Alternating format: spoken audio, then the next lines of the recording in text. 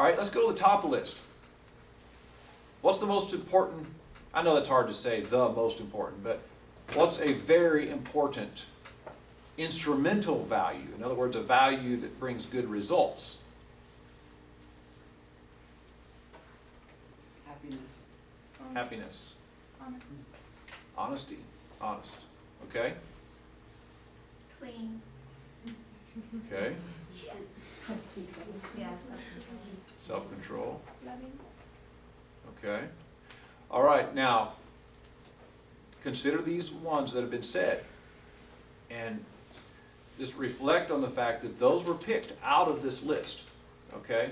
So somebody said clean rather than the rest of those things.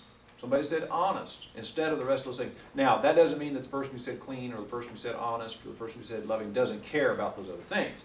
It just means that those values stood out to that person as being very important. Okay? And maybe, you know, you're not necessarily even weighing it in your mind, okay, it's better to be clean than to be honest. Not necessarily, but that's the thing that stood out to you. And so that's the thing that you would tend to emphasize. And if that would get attention, that would get effort in your life. You would focus on that. Cultures would be the same way. Okay, any comments, thoughts so far? I want to just... On that list, on that top list, I'm wondering where somebody who lives by conviction and is principle oriented, where they would fit into that. Because I really didn't see anything, maybe self-controlled, but Logical. even to a... Honest even would be illogical. important to that person.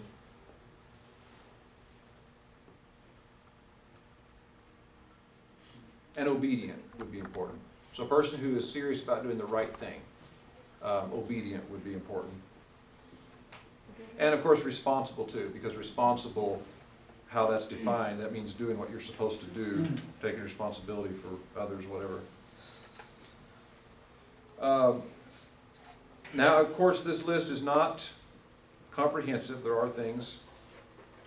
And if you have the handwritten, do you have the handwritten note there at the bottom?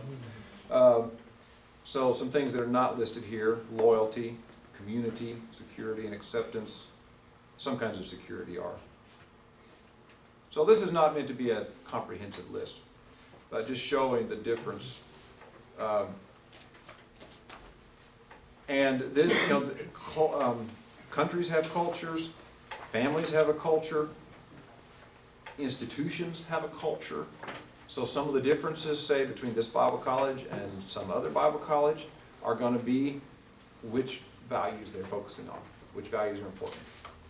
And all the way down to individuals. How many of you understood some things about your friends from the 2 books that you've read already that you had not thought of before? Okay, somebody want to give an example of that? You may not, if your friend is here, you may not want to. Somebody want to give an example? What did you better understand about a friend of yours? Yes. Well, punctuality is probably the most keen of them all. I Okay. mean, I have friends that, if church is supposed to start at 11:15, they might be there at 12:30, and they might get, you know, maybe the last little bit of a sermon. And other friends, they'll be there, if it starts at 11:15, they'll be there at 11 o'clock sharp, and they'll be seated nicely in their seat waiting for the prelude. I have other friends who, maybe one friend will knock on my door and stand there and wait for me to come and answer the door. Maybe others will wait for me to yell, "Hey, come on in." And then other people just barge in without knocking. I mean, they know any of it's appropriate for me because that's just me, but some people really have a hard time with that. Okay. Good. What else? Yes. I was working with someone and I couldn't understand why they just kept talking and talking. We have work to do. And I realized, well, it's because they are more about the relationship than they are the work getting done. They're about building relationships. So. Yeah. Help me. I have a friend, his name is Steve, also, and we've been great.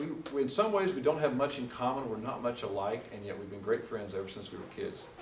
And I had a gang when I was a kid, and he was my right-hand guy, and we didn't beat people up much, stuff like that, but it was just a fun gang, you know, we were like 10, 12 years old. And he's been my friend ever since. And right before I was getting ready to go to Ukraine, I had bought a little house down in southern Indiana to fix it up and rent it out. My parents lived close to there, so they were going to kind of take care of it and rent it for me, and I was hoping, okay, I'll make a little bit of money on this while I'm gone. It'll help pay some of our bills here in the States while we're on the mission field. So I was working hard to get this place done, get it renovated, and Steve offered to help. And so I was teaching full-time at UBC, so the only time I could really go down and work would be to leave on a Friday afternoon, go down and spend the day Saturday, come back Saturday night. And so we did that week after week. And he would ride down with me. Usually he would drive. If he would drive, a lot of times I'd go to sleep, which he didn't like if I went to sleep. And we would get down there and we'd work. Now Steve had worked in construction a lot of his life. He knew how to do lots of things. But he had usually worked with these big companies. And so they had all this equipment. And so he was always thinking of more equipment that we needed. And wanted me to go rent a machine of some kind, you know, to do everything. And a lot of times you could spend a lot of time just getting the stuff that he thought that you needed to do the job. And he knew ways to do more, you know, so man, I'm just going to paint a wall or just smooth out and paint. No, that drywall is so rough, you need to pull that all off of there, re-drywall that, you know. So always more, and I'm thinking, well, okay, he's helping me, you know, so. But then the talking, I began to get a little frustrated because I had a deadline. You know, I was heading for Ukraine in a few weeks. I need to get this house done. He's just enjoying the trip. And I wasn't even paying him. Only a couple times he asked me to pay him a little bit for money, just something he needed, but for the most of the time he was working for free because he enjoyed going down and working with me. But I was thinking, man, I'm just not getting anything done. And so what I would try to do, I'd get him working on something, and then I'd go work on something else. And that made the talking, that kept the talking down a little bit of a minimum.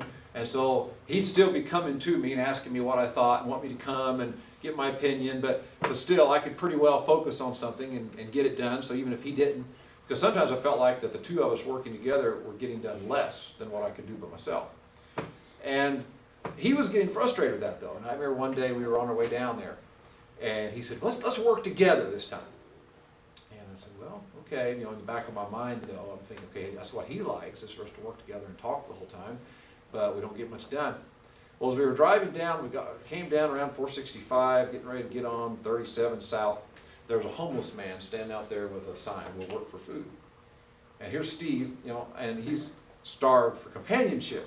And so he sees a solution right here, and he says, hey, let's get that guy and take him down, let him work if he really wants to work. And so we pulled over, and a lot of them, I know by experience, a lot of them really don't want work. They want to stay there and get what people will give them instead of going to work. But this guy did. He was willing to work. And he got in the car and we drove down there. And this would have been early Saturday morning instead of leaving on Friday night like we usually do. We got down there and got to work. And it worked out great for me because that guy worked with Steve. And Steve talked to him all day. And the guy actually turned out to be a pretty good worker. And we bought his lunch. And I worked by myself most of the day and got a lot done. At the end of the day, I was pretty happy. And I was, you know, even though he said we'll work for food, I wasn't just going to give him the food. I was going to pay him some cash also. So we get back in the car and we're heading back up to Indianapolis. And we begin to realize we're about out of gas.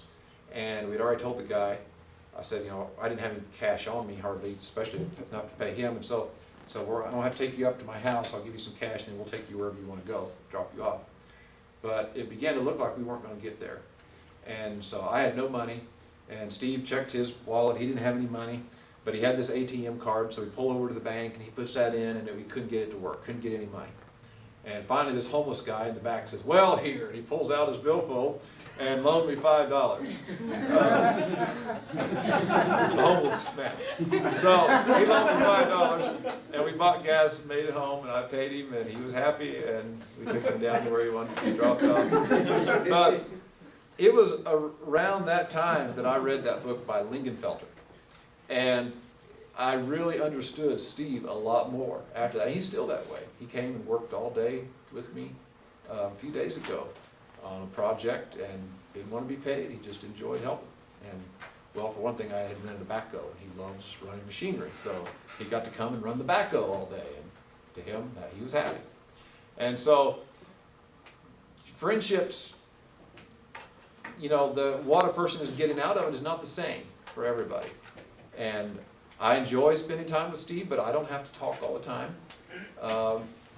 He likes to talk all the time, and I can listen. And he's happy with me just listening as long as I don't go to sleep.